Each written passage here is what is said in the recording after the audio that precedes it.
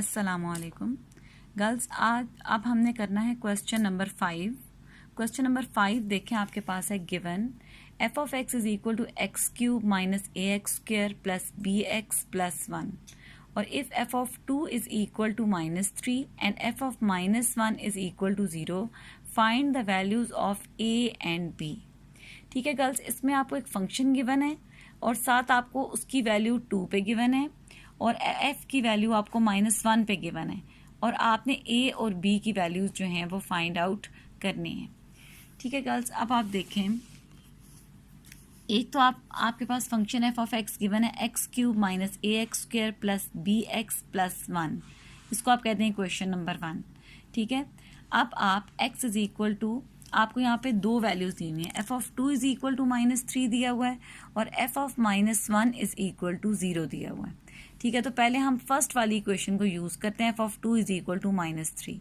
इसके लिए हम क्या करते हैं, क्वेश्चन नंबर 1 में पुट कर देते हैं x is equal to -2, sorry x is equal to 2। x की जगह हमने 2 पुट कर दिया, जहाँ पे x था यहाँ पे भी 2 डाल दिया, यहाँ पे भी 2 का क्यूब, फिर माइनस a इंटू 2 का square plus b into 2 plus 1। ठीक है, अब हम f ऑफ 2 की वैल्यू हमें क्वेश्चन में दी हुई है -3, तो f ऑफ 2 की जगह हमने लिख दिया -3। अब बाकी हम इसको सॉल्व कर लेते हैं। 2 क्यूब का मतलब क्या है, 2 2 ज़ार 4, 4 2 ज़ार 8, minus 4a plus 2b plus 1। इसको सिंप्लीफाई कर लिया, यहाँ से हमारे पास इसको सिंप्लीफाई किया है, हमारे पास यहाँ से एक इक्वेशन बन गई -4a plus 2b is equal to -12। ठीक है, अब हम दूसरी यूज करते हैं equation f of -1 is equal to 0। उसके लिए हम जो इक्वेशन नंबर 1 है उसमें x की जगह पे -1 पुट कर देते हैं, तो put x is equal to -1 in equation 1। Equation 1 में हमने x की जगह जब -1 पुट किया है तो आपके पास आ गया f of -1 is equal to -1 का क्यूब माइनस a इंटू -1 का square plus b into -1 plus 1। अच्छा, इसको भी सॉल्व कर दिया, -1 का क्यूब का मतलब है -1, -1 का स्क्वायर होगा 1, तो ये माइनस a आ जाएगा, माइनस b प्लस 1, इसमें भी 1 और 1 कैंसिल हो गया, इक्वेशन आपके पास आ गई। अब इक्वेशन नंबर 3 में एक आपके पास है और एक इक्वेशन नंबर 2 है। इन दोनों इक्वेशंस को सॉल्व करके आपने a और b की वैल्यूज निकाल लेनी है, तो ये मैंने यहाँ पे सॉल्व की हुई है। इक्वेशन नंबर 3 से वैल्यू आ रही है a is equal to -b, इसको इक्वेशन 2 में पुट किया है, उसको सिंप्लीफाई किया है तो b की वैल्यू आ गई है, फिर b की वैल्यू मैंने इक्वेशन नंबर 3 में पुट की है तो मेरे पास a की वैल्यू आ गई। ठीक है, आप लोग इसको बिल्कुल इजीली सॉल्व कर सकते हैं, तो आप इसका सोल्यूशन देख लें, अगर उसमें कोई प्रॉब्लम है तो फिर आपने मुझे बताना है। ठीक है गर्ल्स, अब हम आते हैं क्वेश्चन नंबर 6 की तरफ। क्वेश्चन नंबर 6 जो है वो भी बहुत सिंपल है। उसमें आपको क्या दिया हुआ है, क्वेश्चन नंबर 6 में आपको दिया हुआ है a stone falls from a height of 60 metre on a ground, the height h after x second is approximately given by h of x is equal to 40 minus 10x square. यानी एक पत्थर है जो किसी हाइट 60 मीटर हाइट से fall किया गया, ऊपर से यानी कि नीचे की तरफ उसको फेंका गया, कोई एक स्टोन है। ठीक है, और आपको क्या कहा हुआ है कि उसका हाइट h उसकी हाइट को रिप्रेजेंट करे, हाइट इन टर्म्स ऑफ उन्होंने दी हुई है x सेकेंड्स, यानी x जो है वो यहाँ पे टाइम को रिप्रेजेंट कर रहा है, height in terms of time वो क्या आ रहा है, h of x is equal to 40 minus 10x square. अब आपने फाइंड क्या क्या करना है, what is height of stone when x is equal to 1 second, यानी पहले आपने क्या करना है कि h of x is equal to 40 minus 10x square, ये इक्वेशन बना के इसको आप इक्वेशन 1 कह दें। पहले आपने इसमें x की जगह 1 पुट करना है और h की वैल्यू निकालनी है, b के लिए आपने x की जगह 1.5 पुट करना है और h की वैल्यू निकालनी है, c को फाइंड आउट करने के लिए x की जगह पे 1.7 पुट करना है और h की वैल्यू निकालनी है। तो इसका पार्ट 1 जो है वो आप इजीली सॉल्व कर सकते हैं। ठीक है, अब आप देखें इसका पार्ट 2। पार्ट 2 में कहा हुआ है when does the stone strike the ground, यानी कि जो स्टोन है वो ग्राउंड को किस वक्त स्ट्राइक करेगा। तो अब ये वाला पार्ट जो है ये थोड़ा सा डिफरेंट है, तो इसको हम देख लेते हैं। अब आप देखें पार्ट 2 जो है उसके लिए कि स्टोन जो है, जब पत्थर आप किसी हाइट से फेंकते हैं और वो ग्राउंड को आके स्ट्राइक करता है, ये लेट्स सपोज हमारे पास ग्राउंड है, ऊपर से आपने इसको फेंका और ये नीचे आपके पास गिरा और ये आपके पास जो है वो ग्राउंड पे आ गया। अब जब ग्राउंड पे पत्थर आ जाएगा तो उस टाइम पे उसकी हाइट 0 के इक्वल हो जाएगी। इसका मतलब है हमने एज को इक्वल टू 0 पुट करना है जब हमने वो टाइम निकालना है जिस वक्त स्टोन ग्राउंड को स्ट्राइक कर रहा है। तो आप इसमें क्या कर देंगे कि the stone strikes the ground when x is equal to 0। अब आप यहाँ पे इक्वेशन नंबर 1 में एज की जगह पे 0 पुट कर दें। जब आपने एज को 0 पुट किया और इक्वेशन को सॉल्व किया तो आपके पास आ गया। अब आप इसको सॉल्व करने के स्टेप्स देख सकते हो, इजी स्टेप्स हैं बहुत ज़्यादा। 0 equal to 40 minus 10x square, फिर आप 10x स्क्वायर को इस साइड पे ले आए तो 40 is equal to 10x square, फिर 10 से डिवाइड कर लें, यहाँ से आपके पास आ जाएगा x square is equal to 4 और अंडर रूट ले लें तो आ जाएगा x equal two plus minus 2। अब असल में x रिप्रेजेंट कर रहा है टाइम को और टाइम नेगेटिव नहीं हो सकता, तो हमारे पास x की वैल्यू आ जाएगी +2। तो इसका मतलब है कि 2 सेकेंड्स पे, क्योंकि x आपको स्टार्ट में क्वेश्चन में कहा होता है कि x इज इन सेकेंड्स, इसका मतलब है कि 2 सेकेंड्स पे जो आपका स्टोन है वो ग्राउंड को स्ट्राइक करेगा। ठीक है गर्ल्स, अब ये आपका था क्वेश्चन नंबर 6। अब हम चलते हैं क्वेश्चन नंबर। अच्छा गर्ल्स, अब देखें क्वेश्चन नंबर 7। इसमें कहा हुआ है show that the parametric equations x equal to 80 square y is equal to 280 represent the equation of parabola y square is equal to 4ax। ये मैंने आपको उस टाइम भी बताया था कि ये इक्वेशंस पैराबोला को रिप्रेजेंट करती हैं। तो अब हमने शो करना है कि ये वाकई पैराबोला को रिप्रेजेंट कर रही हैं। ठीक है, इसके लिए गर्ल्स अब हम इसके सोल्यूशन की तरफ चलते हैं। आप देखें, आपको इक्वेशन दी हुई है x is equal to 80 square और y इज इक्वल टू 280। ठीक है, अब हमने शो ये करना है कि ये दोनों इक्वेशन इस पैराबोला को रिप्रेजेंट कर रही हैं। तो इसका मतलब है कि इन दोनों इक्वेशंस को यूज़ करते हुए हमने ये वाली इक्वेशन फाइंड आउट करनी है, y square is equal to 4ax। तो अब इसके लिए हम क्या कर सकते हैं, हम एक इक्वेशन में से t की वैल्यू निकाल के दूसरी इक्वेशन में पुट कर दें। अब आप देखें, फ्रॉम इक्वेशन 2 हम इजीली t की वैल्यू निकाल सकते हैं। t आपके पास आ जाएगा y/2a। ये वैल्यू आप t की इक्वेशन नंबर 1 में पुट कर दें तो x is equal to a y/2a का स्क्वायर। यहाँ से आपके पास आ गया a y square by 4a square. यहाँ से एक a के साथ जो है वो कैंसिल हो जाएगा। ठीक है, ये एक a के साथ कैंसिल हो जाएगा। आपके पास आ जाएगा x is equal to y square by 4a, यानी y square is equal to 4ax। तो ये इक्वेशन आपके पास आ गई है जो इक्वेशन पैराबोला की इक्वेशन थी। ठीक है, तो अब आपने इसका जो सेकंड पार्ट है, आप देखिए इसका जो सेकंड पार्ट है इसमें दिया हुआ है x is equal to a cos theta, y is equal to b sin theta represent the equation of ellipse. अब आपने इन दो इक्वेशंस को सॉल्व करते हुए ये इक्वेशन फाइंड आउट करनी है। तो मैं आपको एक छोटी सी हिंट इसकी दे देती हूँ। हिंट आपके पास इसकी ये हो सकती है कि आप इसमें आप देख सकते हो कि आपको दिया हुआ है x is equal to a cos theta और y is equal to b sin theta. आप इसको लिख सकते हो, आपने असल में थीटा को एलिमिनेट करना है यानी निकालना है। आप लिख सकते हैं x by a is equal to cos theta और इसी तरह से इस इक्वेशन से लिख सकते हैं y by b is equal to sine theta. इसको आप इक्वेशन 1 कह दें, इसको आप इक्वेशन नंबर 2 कह दें।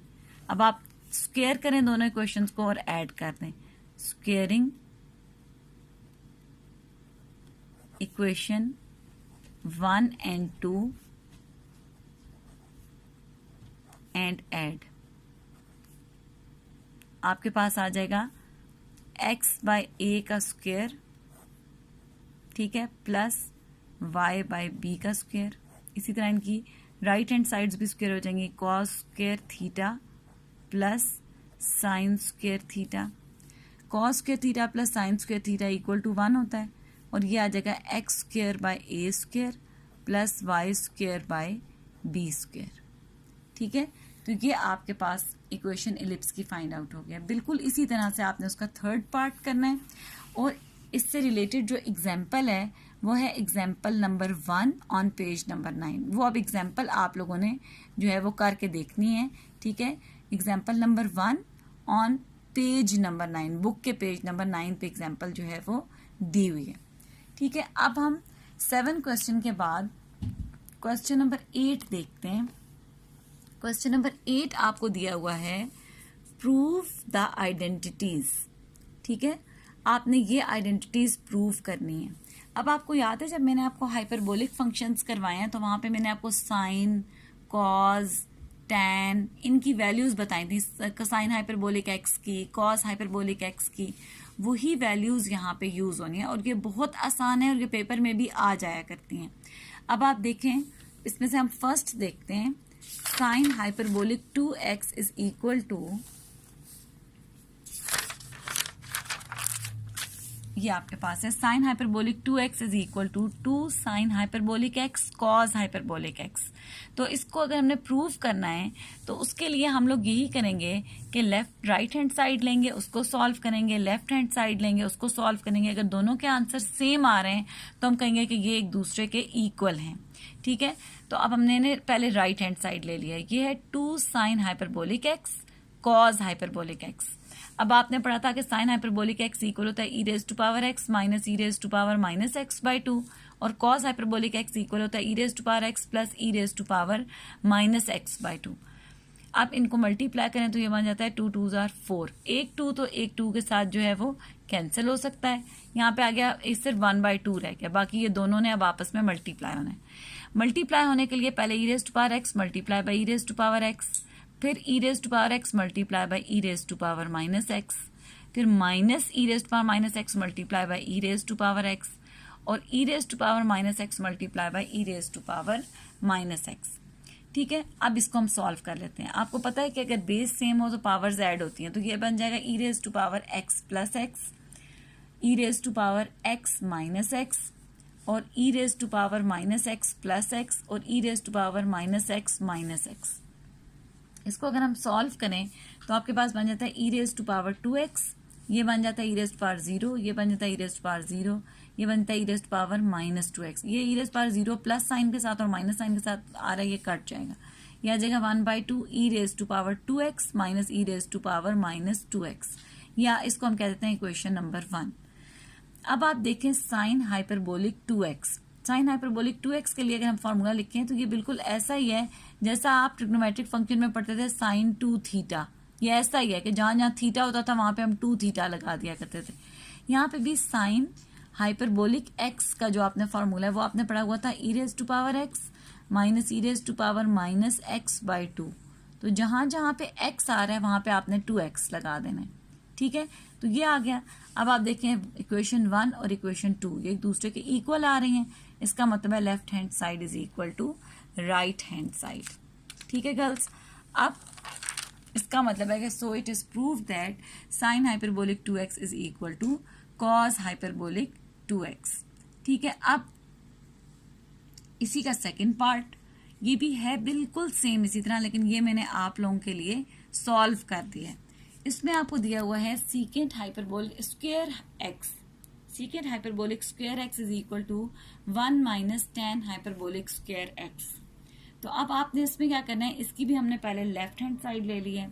लेफ्ट हैंड साइड है सीकेंट हाइपरबोलिक स्क्वायर x, उसमें हमने सीकेंट हाइपरबोलिक x यानी ये बेसिकली इक्वल होगा सीकेंट हाइपरबोलिक x का होल स्क्वायर, ठीक है। सीकेंट हाइपरबोलिक x की अगर हमने वैल्यू पुट करनी है तो वो इक्वल होती है 2 divided by e raise to power x plus e raise to power minus x. ये वैल्यू मैंने यहाँ पे पुट किया है और उसका स्क्वायर कर लिया है। स्क्वायर करेंगे तो आ जाएगा 4 का स्क्वायर यानी 2 का स्क्वायर 4, और इसका स्क्वायर मैंने भी एज इट इज रहने दिया, ऐसे सॉल्व करने की जरूरत नहीं है। राइट हैंड साइड देखें वो है 1 minus tan hyperbolic square x यानी 1 माइनस tan हाइपरबोलिक x का whole square. tan hyperbolic x की वैल्यू मैंने यहाँ पे पुट कर दी, फिर इसके न्यूमरेटर का अलग स्क्वायर ले लिया, डिनोमिनेटर का अलग से स्क्वायर ले लिया, फिर इसका मैंने एलसीएम ले लिया, ठीक है, अब मैं ये स्क्वेयर्स ओपन करूंगी। अब आप ये स्क्वेयर्स अगर ओपन करें तो आपके पास आ जाता है ए, इसको आपने ओपन करना है ए प्लस बी होल स्क्वायर के फॉर्मूले से, और इसको ओपन करना है ए माइनस बी होल स्क्वायर के फॉर्मूले से। ठीक है, तो आपके पास क्या आ जाएगा, e raise to power x का square plus e raise to power minus x का स्क्वायर प्लस 2ab, वही फॉर्मूला माइनस, अब इसमें आपने a square plus b square minus 2ab ये फॉर्मूला यूज किया। अब आपने स्क्वायर अगर लिया है तो ई रेज़ पावर एक्स का स्क्वायर इक्वल होता है e raise to power 2x, फिर ये बन जाएगा e raise to power minus 2x, क्योंकि ये आपके पास असल में है कि e raise to power minus x का स्क्वायर, इसका मतलब है कि e raise to power minus x multiply by e raise to power minus x, इसका मतलब है e raise to power minus x, तो ये बन गया e raise to power minus 2x। ठीक है, अब ये आपके पास नेक्स्ट आ गया है 2 e raise to power x minus x, फिर इसी तरह इसको भी सॉल्व कर लिया कि इसको लिख दिया e raise to power x का स्क्वायर, लिख दिया e raise to power 2x, e raise to power minus x का स्क्वायर लिख दिया e raise to power minus 2x, और minus 2 e raise to power x minus x. ठीक है, अब आप इसको सॉल्व कर लें, e raise to power x minus x, ये एक्स और एक्स कैंसिल हो जाएंगे, यहाँ आ जाएगा ई रेज़ टू पावर 0, और ये भी ई रेज़ टू पावर 0 आ जाएगा, बाकी एज इट इज है।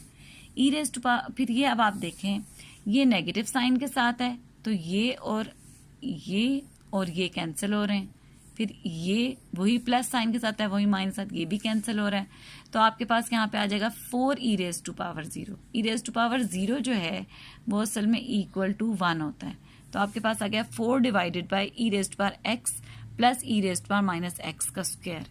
यहाँ से आपके पास आ गया इक्वेशन नंबर 1 और 2 से कि left hand side is equal to right hand side. ठीक है girls, so it is prove that secant hyperbolic square x is equal to 1 minus tan hyperbolic square x. अब गर्ल्स आपने इनसे जो रिलेटेड एग्जाम्पल है वो एग्जाम्पल नंबर 2 है on page number 9। अब आपका होमवर्क क्या है कि आपने एग्जाम्पल नंबर 1 और 2 जो पेज नंबर 9 पे दी हुई है वो आप लोगों ने देखनी है, उसको सॉल्व करके देख लें कि उसमें कोई प्रॉब्लम ना हो।